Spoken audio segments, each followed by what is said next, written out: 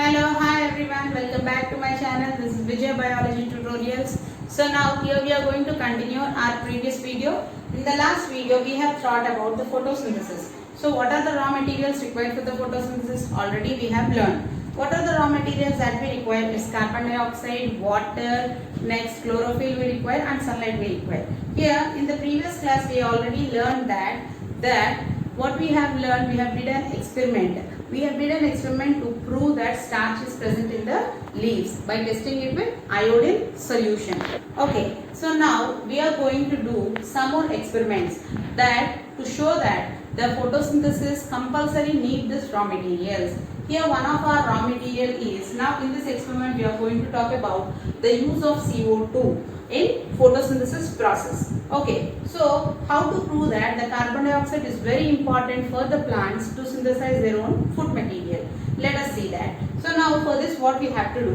What is our aim? As there is no space, I am not writing all this, but if you clearly observe my video, then you can get the complete information. Now here first our aim is to prove that carbon dioxide is important for the plants in the photosynthesis process. Now how to do this experiment? What do we require? We require one potted plant. We require a very essential element, that is potassium hydroxide. The full form of the chemical formula KOH.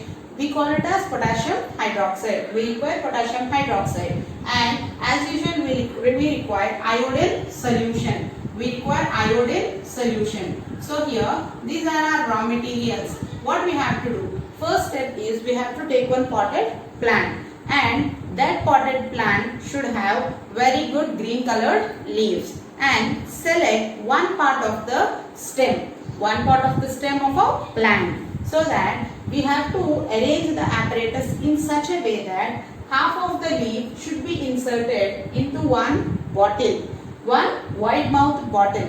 This wide mouth bottle should contain KOH solution, or it may contain KOH pellets also, but preferable is KOH solution. I again repeat it. Here we have to take one potted plant. The potted plant should have some green colored leaves. It should have very good green colored leaves, and select one part of the stem. To that stem select one of the leaf and insert this leaf into one wide mouthed bottle. That wide mouthed bottle should be filled with potassium hydroxide up to half of its level. Now you have to insert the leaf into this bottle through the split cork. So this wide mouthed bottle should be fixed with the splitted cork, and through that splitted cork you have to insert the green colored leaf. Now half of the green colored leaf should be out of the bottle, the other half of the leaf should be inside the bottle. Now leave it like that for some time. After some time, when you remove this leaf out of that bottle and cut the leaf from the plant, test it with iodine solution. When you test it with iodine solution, the leaf that is dipped in potassium hydroxide solution, it doesn't change its color. Means it will not be forming starch. So it does not change its color. But the leaf that is out of the wide mouthed bottle, it changes its color to blue-black color. So here what happened here is nothing but here the half part of the leaf that is outside the bottle is being exposed to the air. As the carbon dioxide is also present in the air, the carbon dioxide is helping the plant to do the photosynthesis. When you keep the leaf inside the bottle, the carbon dioxide that is already present in the leaf is being taken by the KOH solution. As it is being taken by the KOH solution, here there will be no carbon dioxide in the leaf. As there is no carbon dioxide in the leaf, the plant can't do the process of photosynthesis. As it can't do the process of photosynthesis, there is no starch formation. When there is no starch formation, you can't observe the change in the color, that is to blue-black color. So from this experiment, we can prove that carbon dioxide is a very essential raw material in the process of photosynthesis. I think everyone has understood this experiment. I will repeat it. Here you have to, my main aim of the experiment is to test the use of carbon dioxide for photosynthesis. Okay, for that what you have to do? You have to take one wide mouthed, you have to take one potted plant. That potted plant should be green enough. and take one wide mouthed bottle. The wide mouthed bottle should contain KOH solution, nothing but potassium hydroxide solution. The wide mouthed bottle should be having a split cork. Now what you have to do? You have to take one part of the stem of the plant and one of the leaf of that stem should be fixed into this wide mouthed bottle through the splitted cork. When you keep this leaf, you have to be careful that half part of the leaf should be outside the bottle, the other half part should be inside the bottle. Leave it like that for some time. After some time, what you will observe? You will observe that when you test the leaf, when you cut the leaf from the plant and when you test it with iodine solution, half part of the leaf will turn to blue-black color. The other half will not change its color. The reason behind it is the half part of the leaf that is outside the bottle, it changes its color or it forms starch as it is taking carbon dioxide from the atmosphere and doing the process of photosynthesis. As it is doing the process of photosynthesis, it has prepared some starch. And the leaf that is present inside the wide mouthed bottle, it does not change its color. Why it doesn't change its color? Because the carbon dioxide that is present in the leaf is absorbed by the KOH solution. As it is absorbed by the KOH solution, there is no carbon dioxide. As there is no carbon dioxide, here there is no formation of the starch. As there is no formation of the starch, there is no change of the color. Okay, so up to here this is one experiment. Now coming to the next experiment. Next experiment is we have to know the equation of the photosynthesis. When you know the equation of the photosynthesis, when you observe the equation of the photosynthesis, here. Okay, now coming to the photosynthesis equation. If you see the photosynthesis equation, 6CO2 plus 12H2O in the presence of the sunlight and chlorophyll, it gives glucose and oxygen and water. So here in this experiment, this is one of the experiment. So in this experiment, what we are going to prove is oxygen is released during the process of photosynthesis. Which scientist has discovered that process? So that scientist is Ingelhaus. Ingelhaus is the scientist. What he observed is when you are keeping away in the presence of the light, there is the release of oxygen. What he has told is in the presence of the light, during the process of the photosynthesis, in the presence of the light, there is the release of the oxygen gas. So how to prove it? So the way what he used is he has taken, now if you see this apparatus, so here what you have to take is all you require is hydrilla plant, you require one funnel, you require, and you have to take one beaker, you have to take one test tube. So these are the apparatus that we require to do the process of the photosynthesis. Now the process of the photosynthesis to prove that oxygen is released during the process of photosynthesis.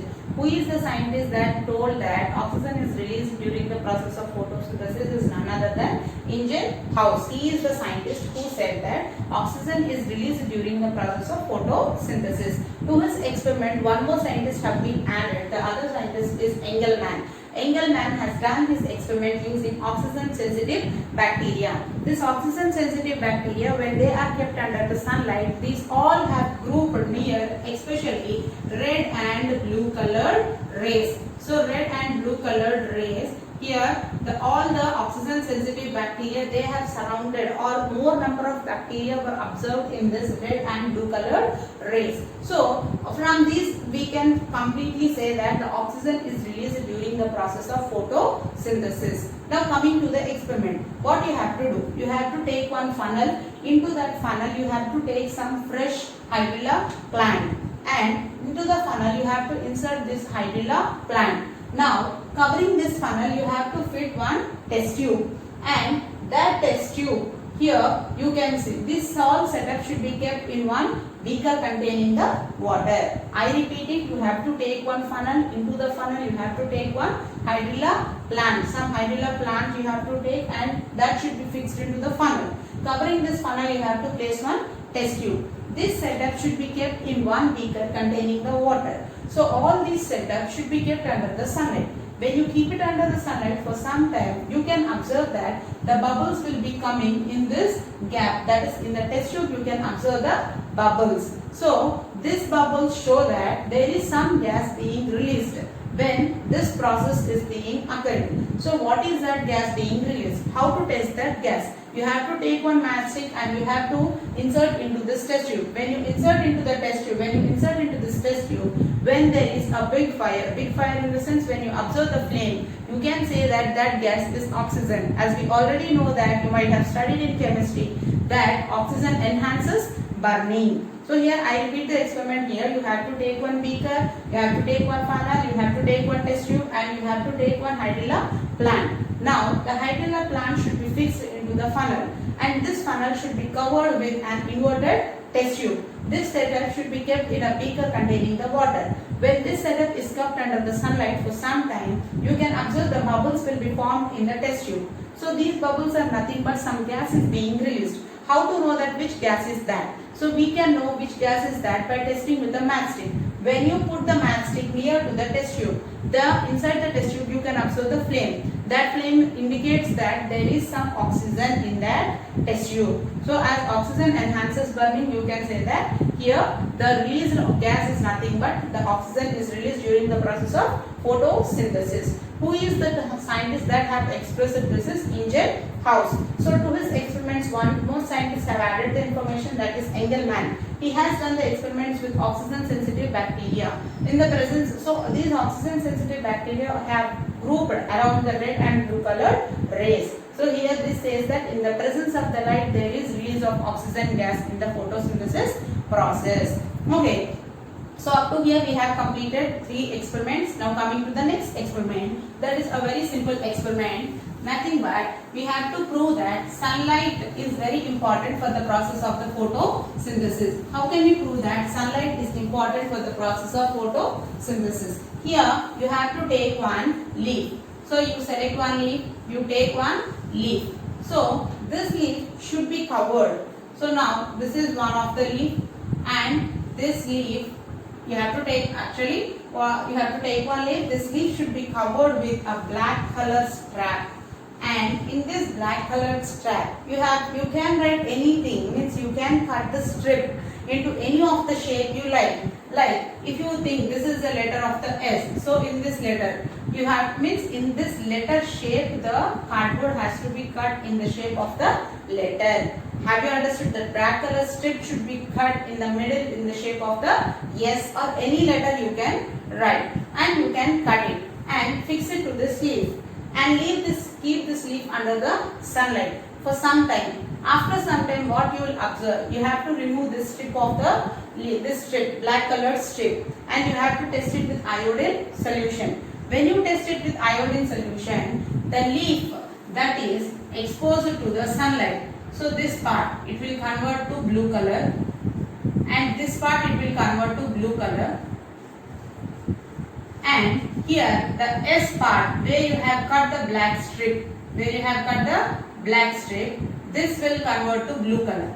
The remaining leaf, it doesn't show any color. The reason is here wherever it has changed to blue color, that part has been exposed to the sunlight. Wherever it did not change its color, means here there is no color, and here also there is no color. So the part that is not exposed to the sunlight, it does not change its color. If it is not changing its color, it indicates that there is no process of photosynthesis there. As there is no process of photosynthesis there, the starch is not being formed. When the starch is not being formed, when you test it with iodine solution, you can't get the blue color. Okay, so once again I will repeat it. Here you have to take one leaf and you have to take one black colored strip. So in the middle of the black colored strip, you have to cut the part of the black colored strip into any shape. So into any shape whatever you like, and fix the strip to the green colored leaf and keep this setup under the sunlight. When you keep this setup under the sunlight, leave it like that for some time. After some time, when you remove this black color strip and when you test it with iodine solution, the leaf that has been exposed to the sunlight will change its color to blue-black color. The leaf part which is not exposed to the sunlight, it does not change its color. Why it doesn't change its color? Because as there is no fall of sunlight on that particular part, it is not able to do the process of photosynthesis. As it is not able to do the process of photosynthesis, there is no starch formation. When there is no starch formation, when you test it with iodine solution, there will be no formation of the blue-black color. So from this experiment, it's a very simple experiment. From this experiment, we can say that sunlight is important for the process of the photosynthesis. Okay, now coming to the next topic.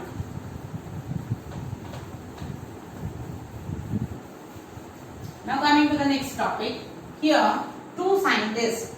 One is Pelletier. The other one is Caventau. Pelletier and Caventau. These are the two scientists who have said that the photosynthesis process will occur in green parts of the leaf. So, what are the green parts of the leaf called? Green parts of the leaf is nothing but it is called as chlorophyll. It is called as chlorophyll. So here these are the two scientists who said that the photosynthesis occurs in green parts of the leaf. The green part of the leaf is chlorophyll. So now here, where is the chlorophyll present? Already you have learned in 9th class that the chlorophyll is present in the organelle that is chloroplast. Here, the two scientists who have discovered is Pelletier and Caventau. They said that the photosynthesis occurs in the green parts of the leaf. The green parts of the leaf contains chlorophyll. But where is the chlorophyll actually present? It is present in the organelle called as chloroplast. So here, Julius von Sachs.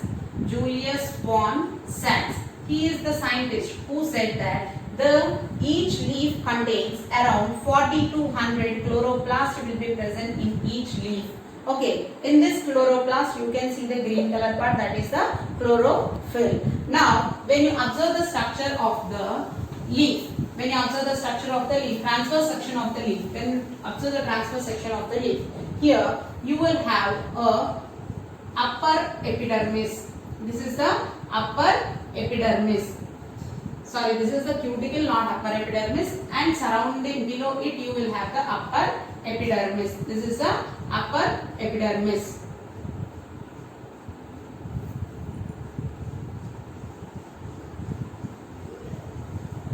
So now here again you can see the cuticle, here you can see, but here you observe some gaps here in the lower epidermis, you will observe some gaps, and this is the cuticle, and here it is the lower epidermis. This will be the lower epidermis.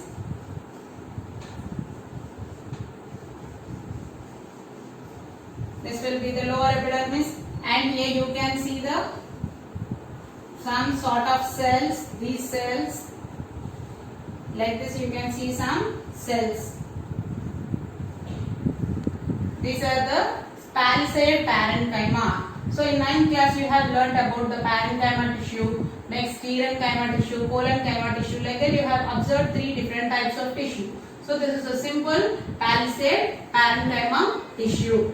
So in this palisade parenchyma tissue again you have one part, like this you have some part. So this is nothing but this is the xylem and phloem. Here the pentagonal cells or hexagonal shapes you can observe.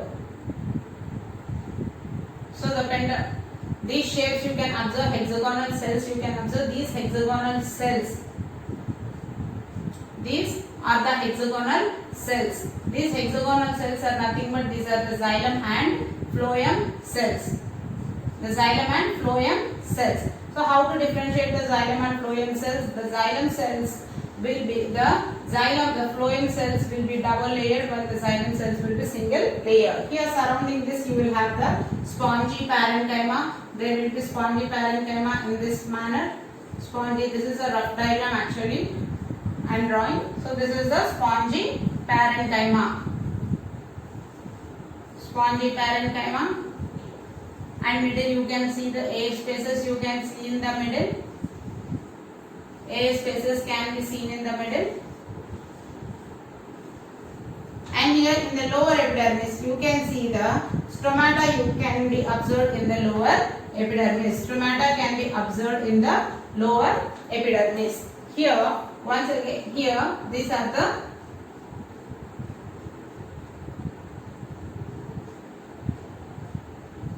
phloem, these are the phloem cells.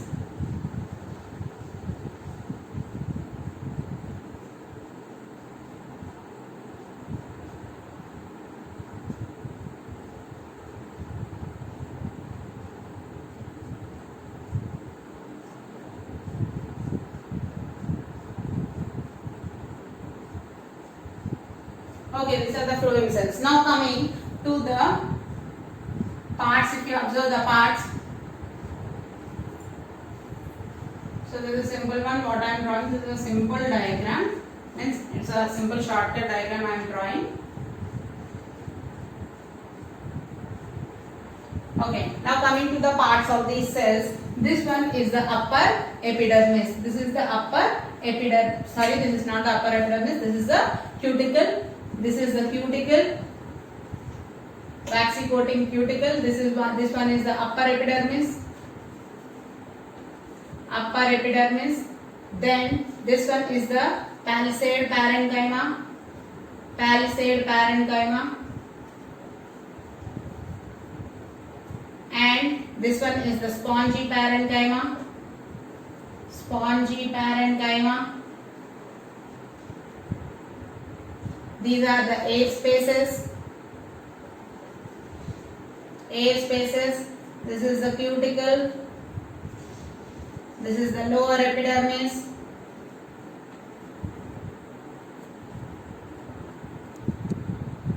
And these are the stomata.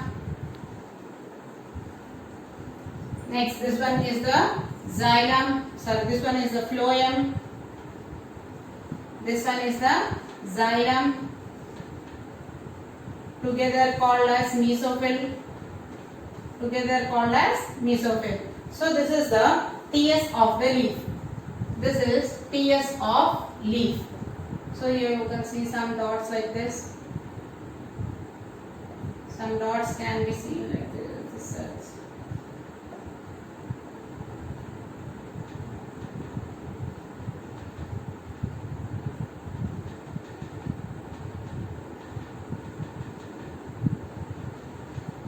Okay, so now here, now if you come to these parts of the transverse section of the leaf, the upper part is the cuticle. Cuticle is the waxy coating. Cuticle is nothing but it is the waxy coating that protects the leaf. And next one is the upper epidermis. Next one is, this one is the lower epidermis. For both upper epidermis and the lower epidermis, you can see the covering of the cuticle. But here, in the lower epidermis, you can see the stomata. Stomata, which is meant for the respiration and the transpiration process. Okay, now coming to this, the inner part of the leaf. Here we have three main parts of the leaf. One is the palisade parenchyma, the other one is the spongy parenchyma, and the other one is the mesophyll tissue. Here, the palisade parenchyma that helps to give some strength and shape to this tissue. The spongy parenchyma, it helps to store the food materials. And here air spaces will be present, and middle you can see the xylem and phloem. The xylem is the part of the tissue, the xylem is the part of the plant where the xylem will transport the water to all the parts of the plant. Here xylem is meant for the transportation of the water, phloem is meant for the transportation of the food materials. Once again I repeat, this one is the upper epidermis, this one is the cuticle, below the cuticle you will have the upper epidermis, and here you will have the lower epidermis, surrounding the lower epidermis you will have one cuticle. Okay, but in the lower epidermis there will be presence of the stomata, which is meant for the transpiration and respiration process. Now if you see the structure of the leaf, internal structure of the leaf,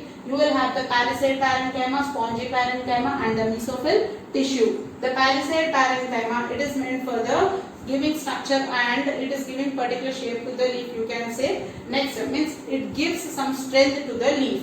Next one gives some strength to the leaf. This palisade parenchyma gives some strength to the leaf. The next one is the spongy parenchyma, which is meant for the storage of the food materials. In this spongy parenchyma you are having some air spaces. In the middle of the palisade parenchyma and the spongy parenchyma you are having a tissue, that is a mesophyll tissue. So this mesophyll tissue contains xylem and phloem. Phloem is meant to the transport of the food materials, while xylem is meant for the transport of the water throughout the plant. Here in the lower epidermis, as already I said, that there is a presence of the stomata, which is meant for the process of the respiration and transpiration. This is the transverse section of the leaf. So here, up to here, we have completed maximum part of this nutrition. If you like this video, please share this video and click the bell button. That is, subscribe to my channel Vijay Biology Tutorials. Thank you.